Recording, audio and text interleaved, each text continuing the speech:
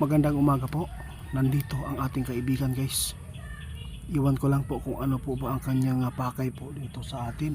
Sa lahat po ng mga nag-aabang po sa mga update po tungkol sa mga magaganap dito sa ating mundo. Kasama po natin si kaibigan. Binisita po tayo dito sa bagong bahay namin. Kaibigan, kumusta? Bakit po naparito kayo? Ha? Bakit po? Ano po bang connection dyan? Ko, nakakalungkot naman po ito, kaibigan. Puro naman kalamidad. Naunsa naman eh. Alam po nyo, guys, kung bakit po nandito si kaibigan. Mayroon po siyang babala sa lahat ng makapanood sa atin, no? Hindi daw maganda ang nangyayari sa bulkan. Grabe na po daw ang sunod-sunod na pagputok. Ano po bang koneksyon dito, kaibigan? Magdodulot po daw ito, guys, ng hindi maganda. Ibig sabihin nito, ano po ba ang posibleng mangyari?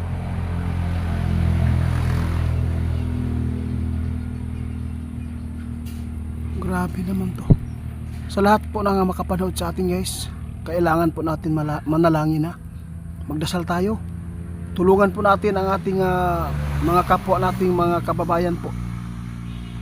Lalo na yung mga Pilipino na mga nasa abroad po ngayon. Alam po ninyo yung nakikita po natin na mga bulkan po na nagpapatuloy po ang pagputok. Lalo na nakasagupa ang Mindanao ng malakas na lindol.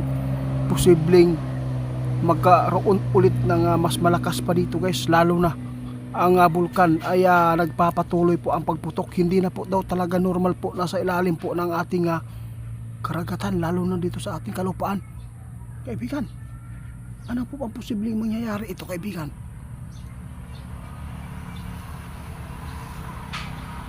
Kailangan po daw natin, guys, na laging maghanda sa lahat po ng mga ano dyan, no, mga kababayan po natin. Sana po ay wag po kayong magkampante lagi. Lagi po tayong manalangin at mag-alisto. Wag po tayong pumupunta ngayon muna sa dagat, ha. Hindi po natin alam kung ano naman po ang bigla naman pong sumulpot na kalamidad. Kaya lagi po kaming nagbabala kasi may nakita talaga ang ating kaibigan na hindi talaga maganda itong nagaganap po sa bulkan. Kasi ito po yun ay magbibigay ng trigger sa lindol, guys. Mas lalo itong pinalala sa ilalim, mas lalo itong lalaki ang mga fault line dito. Diyos ko, kaibigan, totoo talaga yan, kaibigan. Ha? Diyos ko, guys, ito po yung nakakakilabot po ngayon na balita ng ating kaibigan sa araw na ito. Sana hindi tayo magpapanik muna. Siguraduhin po natin na ligtas po ang ating mga anak, mga magulang, pamilya po natin. Kailangan po natin na maghanda lagi.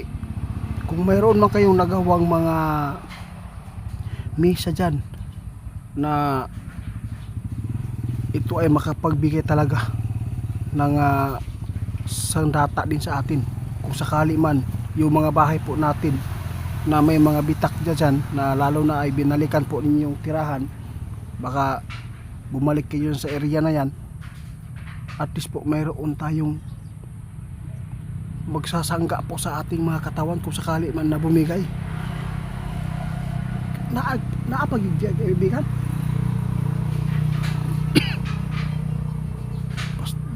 guys, para hindi ako makapagsalita ng maayos. Parang nalilito po ako dito, guys. Puro na lang kalamidad ang nararanasan ng Pilipinas, guys. Grabe, puro na lang kalamidad. Pati daghana na nahitabo, guys. Daghana kayo nangamatay tungod ani mga kalamidad. Nadlok pag yung sa kaibigan kining pagputok sa bulkan, dili daw ni maayo, makahatag daw ni og trigger, mas kusog pa na lindol. Mo ni ang nadlok ni kaibigan, mo nang kitang tanan dili ta sige og adto-adto og dagat kay delikado kayo basin og bukalit lang og dako ang dagat, tsunami. bisan away lindol guys kay ngano kini nahitabo karon sa bulkan na sige og putok dili jud daw ni maayo sa ilalom.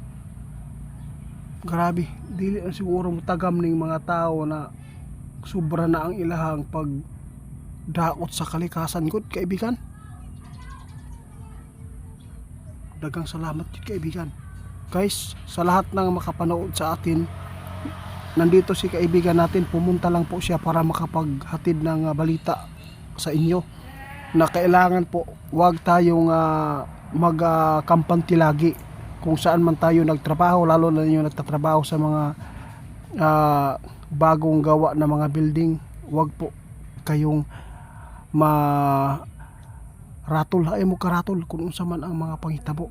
Kaya ngano, mas maayo gyud na ibutan nato sa atong nahuna karon na ligunta, dili ta pwede madali taog ka ng nervyos kaya dahil kay nangamatay sa nervyos ba, di ba kaibigan?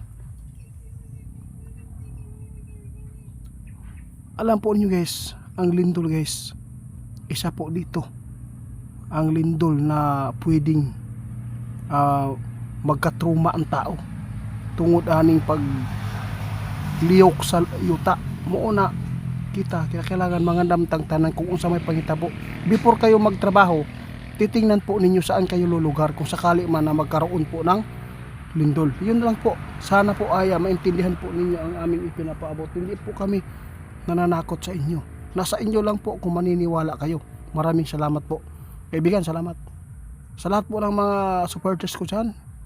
Paki-report po sa TikTok ni Ghost Hunter 88 Fans at saka sa FB page ni Ghost Hunter 88 Fans kasi scammer yan, hindi yan ako.